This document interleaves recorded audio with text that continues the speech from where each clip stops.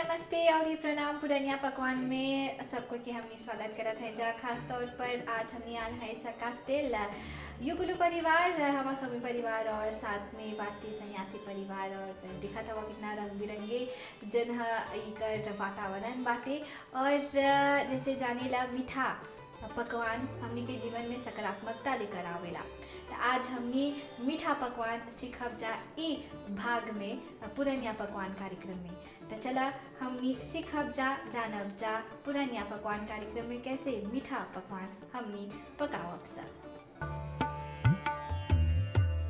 तो पुरनिया पकवान कार्यक्रम देखा था और आज हमने आल है सा कास्तेल जैसे जाने ला हमने पिछले जन एपिसोड में देखले हैं सा कैसे सांबर हमने सीखले हैं सा। आज हमने कुछ मीठा पकवान हमने जुड़ब सा अपन पकवान कार्यक्रम में और ये जैसे बोलल जाला मीठा से जो हमने पकवान पकाएला सा वो मिठास आनेला हमने के जीवन में, मीठा चाहेला हमने के जीवन में। जब हमने खुशी से एगो खुशी आवेला हमने के घर में तो खुशहाली चा जाला ना, तो ऐसने हमने मीठा खाएला सा। तो आज हमने के संगे आपा नालिनी जी हवन और ओकरा हमने स्वागत करत हैं जा पुरनिया पकवान कार्यक्रम में। आपा जी नमस्कारम। तो नालिनी जी आप हमें ये बतावा कि आज हमने के पुरनिया पकवान कार्यक्रम में कौन चीज़ सिखाएगा? गातो ज़ॉम्बेरिक बोला ना, गातो ज़ॉम्बेरिक। और ये गातो ज़ॉम्बेरिक बनाए के पकाए के कौन सी चाहेला? ज़ॉम्बेरिक en graines, ये बनाए के ज़ॉम्बेरिक en graines, ओकरा उबाल के bouilli, fini bouilli, là nous aider nous craser, après nous mélange coco et laïti d'ici, faire des petits boules comme ça. तो ये देखा ज़ॉम्बेरी खा और ये ज़ॉम्बेरी के हमने उबाल के ऐसे ओकर पानी गिरा के और तनी सुन इलायची और चीनी हमने जोड़ ले हैं सा और तनी सुन जोन नारियल इलायची पाउडर और ये नारियल के ओकर लापुट जोन जैसे मिलेला ओकर में हमने जोड़ ले हैं सा। और ये कौन ची हा? ये है दाल घाम। Ça c'est nous bouilli, fini bouilli, j'ai de l'eau crasé et puis mettre ici, après coco, badam, tout ça, après on fait les ronds. तो एकर में यह चना के दाल और ये चना के दाल के उबाल के और ये तनी सुन इलायची पाउडर बादाम के पीस के और लापुट कोको जो है और तनी सुन चीनी हमने डाले हैं सब। तो चला अब ई में कौन सी बात है? ये है la farine self-raising, du lait, du sucre et laïti. Mélanger la pâte vous avez bien épais comme ça. चाहेला ई ऐसे गहरा होए के इमे जो है आटा सेल्फ रेजिंग बाते और इलायची और ये जो है बोला चीनी और ये कौन सी डाले हवा? सेल्फ रेजिंग वाटर और ये पानी से ऐसे गहरा बनेले हैं सा। अब तारब सा तो चला अभी हमने ओकर दूसर एगो का जो विधि बाते दूसर विधि बोलब सा काहे कि ई हमने बना देले हैं सा एकर ओकर समझा देले हैं सा कौन सी बातें। अब हमने तारब सा तारे के तेल के गरम डाल देले हवन। अब कौन सी करबा? On prend ça, plonge là-dedans.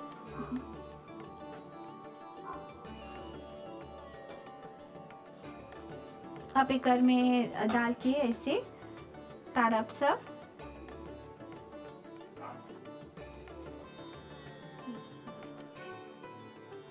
ये देखा तेलवा गरम बाते चाहेला सावधानी से डाले के हाथ नहीं जरा दिया।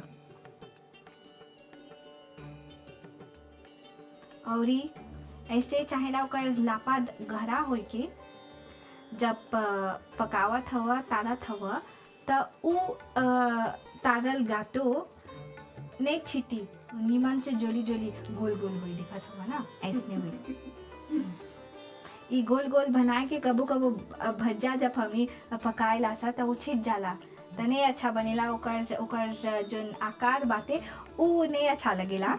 और ये सच में जोली दिखा और ये चाहेला धैर्य हाँ ना नालिनी जी, पाशंस ढेर चाहेला जब पकावत हवा कौन सी करत हवा जीवन में कौन सी करबा चाहेला ढेर पाशंस चाहेला निमन से ऐसे तारे के और जब डालत हवा तो ऊपरे ऊपरे चाहेला डाले के, नहीं तो उंगली जल जाए, तुहू जल जाए। बताइए गरम गरम तेल के चाहेला जोन हा सावधानी बरते के। और ये जैसे देखा था प्रिया आपा जोन हा सहायता देवत हुआ ना।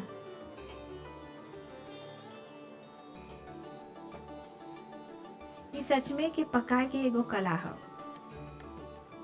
पकाइबा सिखात हवा कि जब कोई जेकर में धैर्य नहीं बाते, पाशंस नहीं बाते, लोग जल्दी जल्दी करेलन सा खीस में, तो खइवा नहीं अच्छा लगेला।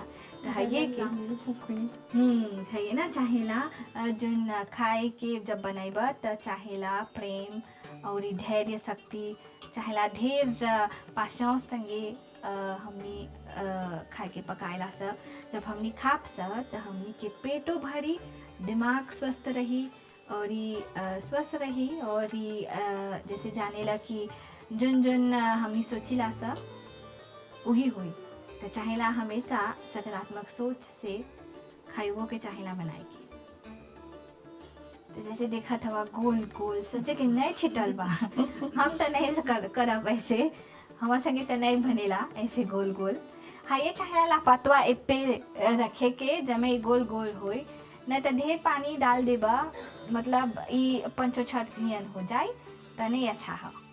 भज जाओ जब हमने तारी लसा तो चाहिए, इसलिए वही लापात होई के जमे ये जोन पकवान बाते वो निमन से बनी। और देखा कितना जुड़िया कार त जब लेक ई तारल जात बाते त नालिनी जी अपन बारे में तनी सुन बतावा। बहिन हवा देखा था जन गोल गाल गल जन हा सब पारे पारे। और अरे जैसे देखे से ही हमनी जान जाप सा कि दोनों बहिन हवन जा।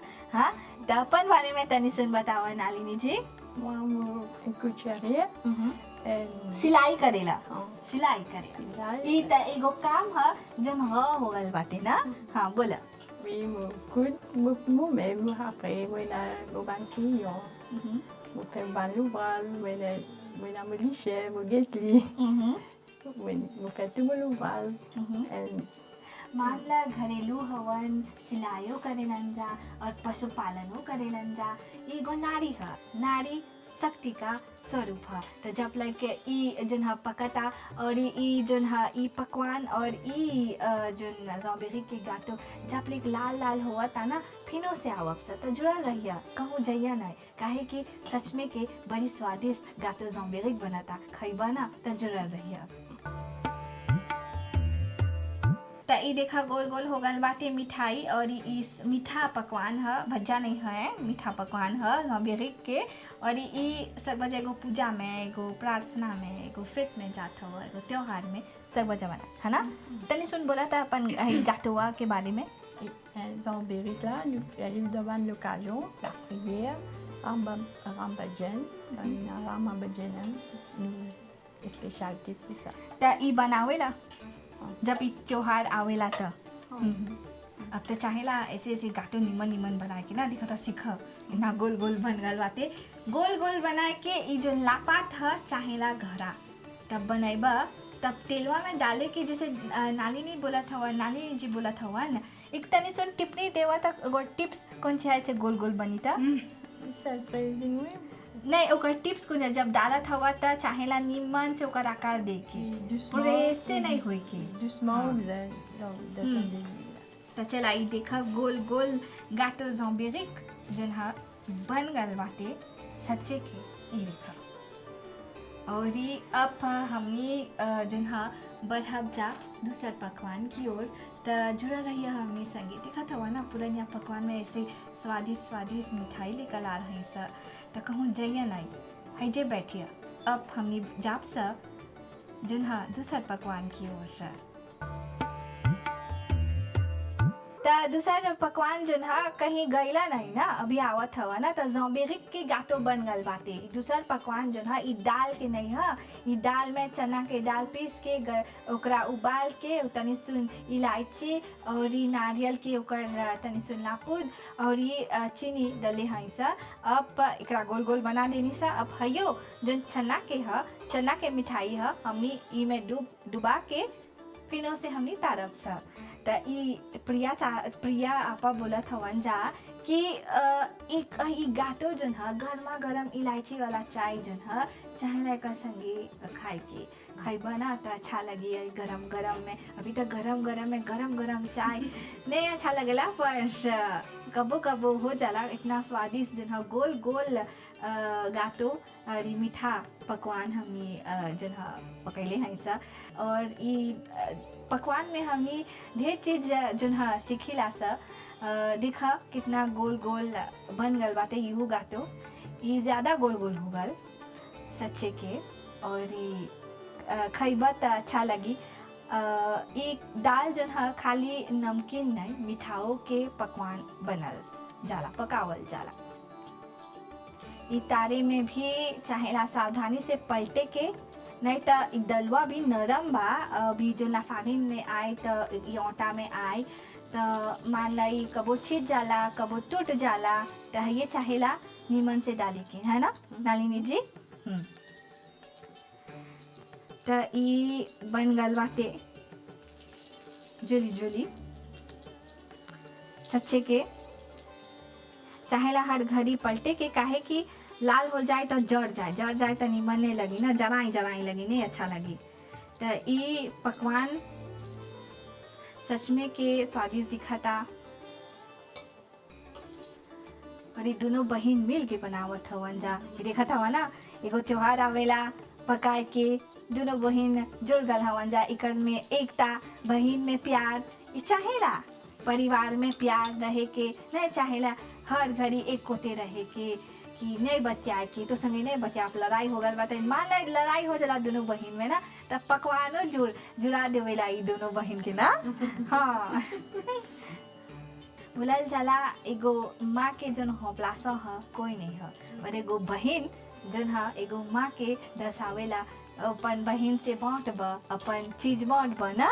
बहन होला तो मान ला एगो संगतिया नियन मिल जाला सब कुछ बांटे के, है ना। तो अब जो है ये पक गल बा। अब हमनी निकाला था सही देखा गोल से गोल इकर में छिटाई नहीं। और ये जो है नीमन से पक गल बाते। चाहे ना तनी सुन पके दे के भीतरे जो है ये पक गल बाते डलवा लाफागिनवा चाहे ना तनी सुन लाल लाल हो के, है ना।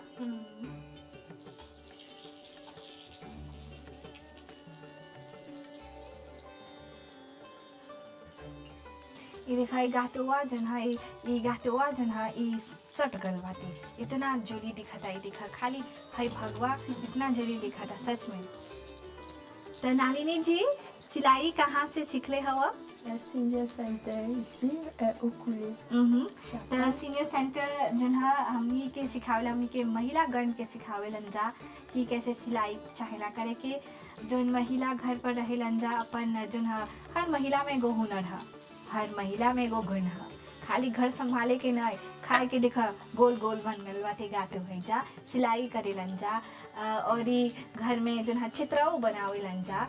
और काहे हमनी के जो शक्ति बातें भीतरे हमनी निकाल के वो लोग सब कोई के हमनी दिखाएला सा कि नारी में खाली शक्ति नहीं हुनरो बातें। तो ई गाटो जो है गोल गोल बन गल बाते। अब देखा हमनी निकालब सा जो सिलाई करेला चाहेला जारी रखे के नालिनी जी, काहे कि हमनी के पीढ़ी ये नहीं सीखेलन जा, पर हमनी के चाहेला ई जो परंपरा के जारी रखे के। एकर में हमनी के जो नारी है सिलाई कर कर के घर में आमदनी लेके आवेलन जा, आमदनी बढ़ाई के एगो सहायता करेलन जा। ये बोलेलन जा ना कि नारी शक्ति की जय। तो चला ये जो पुराना पकवान कार्यक्रम में जो है यहीं पर जो है ये दूसर का गातो जो है दूसर का जो हमनी मिठाई बनैले हैं सा एकरे वे संगे ये समाप्त हो गल बाते। अब हमनी एगो और जो है पकवान हमनी एगो और मिठाई पकावब सा। तो जुड़ल रहिए हमनी संगे पुराना पकवान।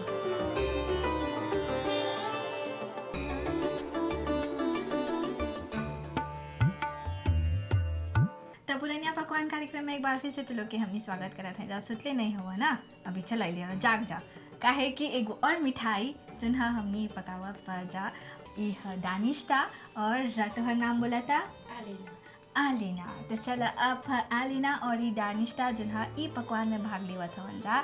तो चला आज हमनी दानिश्ता कौन सी सिखाइबा हमनी के मीठा पकवान में? Kajkaya. काजिकाया। और ई मिठाइयों के बारे में तनी सुन बोला था।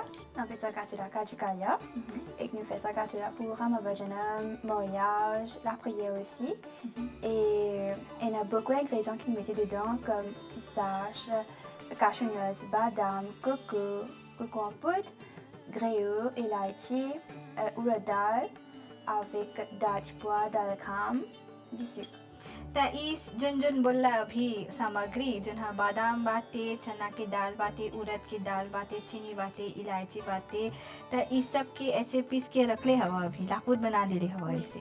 तो अब हम ये शुरू करब जाता शुरू करे के कौन चीज के चाहेला? La farine, nous avons fait de la pâte. Et là, c'est nos ingrédients. Alena pour faire la pâte maintenant. तो आलिना जोन है इतना जोली छोकरी देखा तेरा गोल गाल गोल गोल छोकरी। तो चला अब देखा ई रोटी बेलाता सीखा आज के छोकरी बेलेना देखा अब हमने जोन है रोटी बेला था सा आलिना जोन है ई खाली आटा और ई पानी के मिलाइले हवन जा और ये से जोन है बन गल बाते। तो चला बेला तनी सुन सूखा आटा डाल के और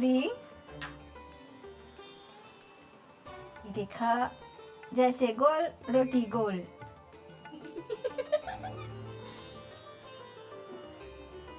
चाहेला नीमन से रोटी बेले के नहीं तो सास डॉटी आलेना शादी करबता है ये चाहेला रोटी गोल गोल बेले के। देखा रोटी गोल गोल बन गल बाता एगो मूल हा दिखावता एगो मूल हा ई मूलवा जोन हा चाहेला एकर है जोन रोटी के गोल गोल बेल देले है सा एकरा चाहेला डाले के। अब ई जोन एंग्रेजाओं बाते सामग्री बाते एकरा चाहेला ई डाले के। अब कौन सी करवा चाहेला पलटे के ई लापरवाही संगे बेचाला एकरा आकार दे के चाहेला ऐसे आकार देवे के। ई देखा अलेना जोन हा ई जोली आकार दे देले बाते गातुआ के। अब देखा बड़ी सुंदर से ओकर आकार बन गल बा। अब हमने एगो दूसरा रोटी बेलब सा। अब जोन हा रोटी के चाहेला नीमन से साने के हाथ संगे जमे नरम बनी तई देखा। अब सूखल आटा फिनो से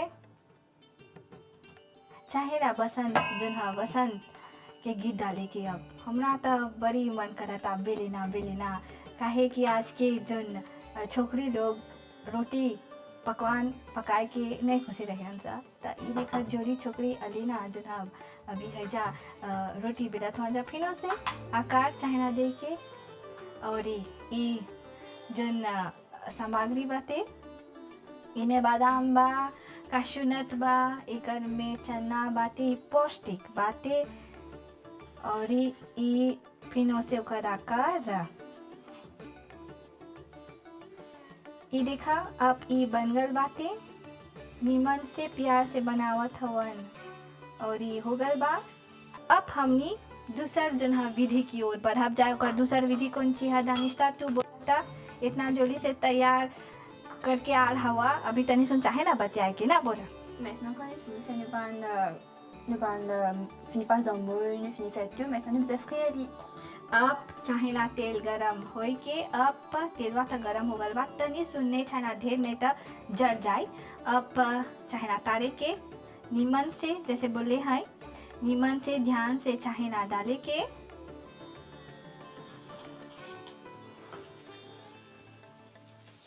इस सच में एगो पारिवारिक जोन हा माहौल छा गल बात है जा। पहले जोन हा दानिश्ता की माँ जोन हा ई कार्यक्रम में भाग लेलन जा एकरा बहुत बहुत धन्यवाद। और देखा पीढ़ी दर पीढ़ी देखा था माँ सिखैले हवन बेटियन के कि कैसे चाहेला रोटी बेले के। ये अलीना बड़ी सुंदर से बेले बा है। और ये जोन हा दानिश्ता कैसे तारे के चाहेला ऐसे हुए हमनी के जोन संस्कार बाते हमनी के जोन परंपरा बाते चाहेला ऐसे हुए बढ़ाए के हमनी के छोटा जोन पीढ़ी आवता और आय के बाते तो चाहेला बढ़े के। तो देखा अब जन हा चाहेला सावधानी से ई पकवान पकाए के, ई प्रेम से चाहेला पलटे के। तो दानिश्ता जीवन में कौन सी करेला अपन बारे में तनी सुन बतावता। Mon professeur hôte et me donne leçon, me fait poetry aussi, rangoli. त ई देखा जन हा ई गातो बनगल बाते दानिश्ता निमन से तार दिले हवन। नहीं चाहेला ढेर लाल हो के ना। Oui, अब चाहेला निकाले के। je vais bien être heureuse comme ça.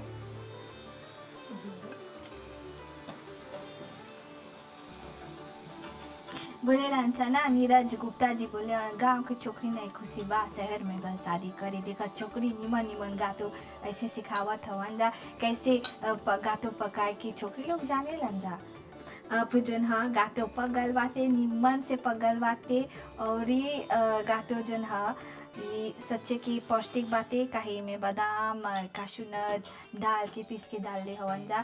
त ई देखा अभी हमनी जोन हा ई गातो के दूसर जोन हा एगो दूसर पाउची दूसर भाग हमनी तारत हवन जा।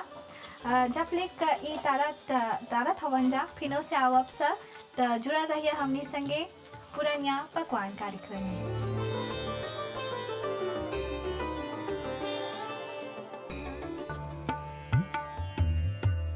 तब एक और जोन हा हमनी पकवान पकावत है सा मीठा पकवान और एकर बारे में दानिश्ता बोला था कौन सी है।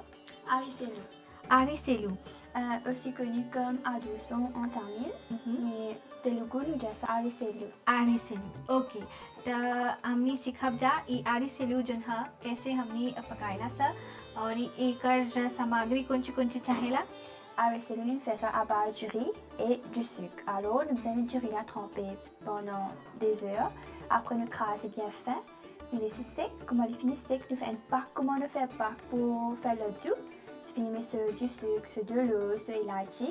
Là nous mettons dans un bol, un récipient. Nous mettons à mesure, mettons pâte là à mesure dans sa pèse, ça du riz en poudre qui nous crase là. Nous faisons bien deux. Quand nous finissons de faire les deux, nous un petit peu comme ça. Et suite à ça, nous faisons, nous posons un catégorie là, nous faisons un citron et nous mettons un sésame sur ça. Après, nous faisons त ई देखा चावल के चाहेला भिगो के रखे के ओकरा पीस के ऐसे लापुद नियन और जोन हा चाहेला चीनी के पानी बनाए के और तनी सुनी इलायची डाल द और चीनी के पानी के ऐसे मिला के ऐसे एगो आटा नियन एगो गोल गोल बना के और तनी सुन ओकरा चाहेला आकार देवे के जैसे अलीना सिखावत हवन जा कैसे चाहेला करे के। त एकरा चाहेला तिल में डुबो के ये देखा उजर का तिल बाते चाहेला एकर में डाले के। त एना बड़ी प्यार से ये बनावत हवन जा।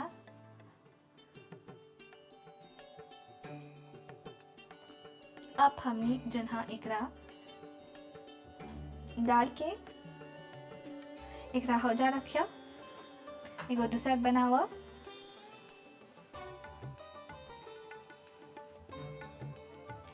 हथवे संगे चाहेला आकार देवे के।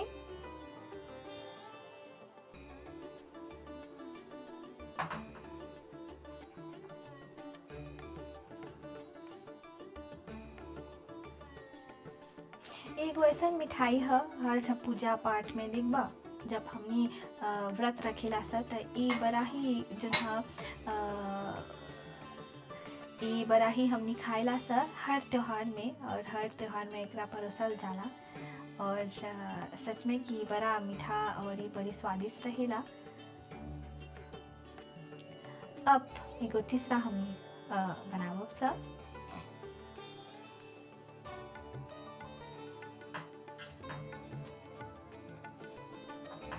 तेलवा के चाहेला गरम कर दे के ना दानिश्ता।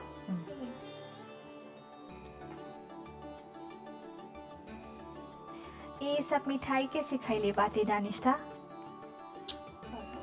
के सिखैले बाते कहाँ से सीख ले हवा। मैं tonton. त मान ला हमनी के जनों का देखे मामा जी बोले सा त ई जन हा ई सिखले हवन जा खाली अपन बहन के नहीं भतीजन के खातिर भी हमनी सिखले हवन जा। त आज कामे आवता और ये बोलेला कि हमनी के बड़ जना लोग दादा दादी लोग चाहेला सिखाए के अपन लड़का लोग के कि अपन परंपरा अपन पकवान कैसे चाहेला पकाए के। तो चला अब हमनी दूसर विधि की ओर बढ़ब जा तारे के। ये 3 गातो बन गल बाते जोली जोली पारे अलीना नियन। तो चला अब हमनी तारब सा एगो दूसर विधि बाते तारब सा।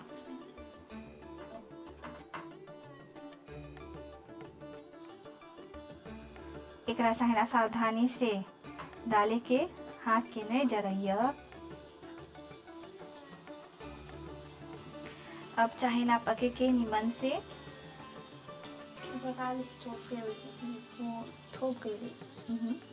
नहीं चाहेला ढेर तारे के, नहीं तो जड़ जाए, जड़ाए लगी नहीं अच्छा लगी खाए के। जब ई तनी सुन ऊपर आवेला तब चाहेला निकाले के। सावधानी से चाहेला पलटे के। ये चावल से बनल एगो ऐसन मिठाई है जो स्वादिष्ट बाते और लड़का लोग बड़ी पसंद करेलन जा। और ये सब बजा व्रत के समय खाए। ये देखा ये पक गल बाते तनी सुन लाल लाल हो गलवा ना। अब चाहेला निकाले के।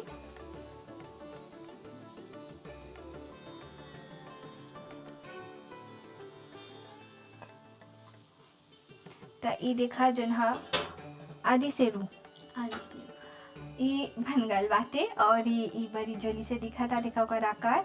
अभी जुड़ल रहिया हमनी संगे काहे कि एलेना और बनावता खाए के बाते ना।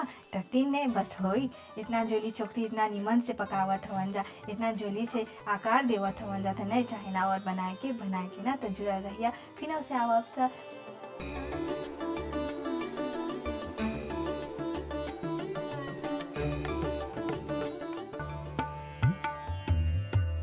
तो दर्शकगण एकरे वे संगे हमनी पुरानिया पकवान कार्यक्रम के अंत तक चलाल हैं जा। देखा कितना जन हा मिठास के भर दिले हवन जा हमनी के जीवन में। और ये जन हा तहे दिल से कविन युकुलू परिवार और साथ में सन्यासी और हमारा स्वामी परिवार के तहे दिल से बोलब जा धन्यवाद। तो चला और ये हमनी पूजा के अनुमति द हमर देने से सब कोई के बोलब जा प्रणाम। स्वस्थ रहिया, सुरक्षित रहिया और स्वस्थ खइया।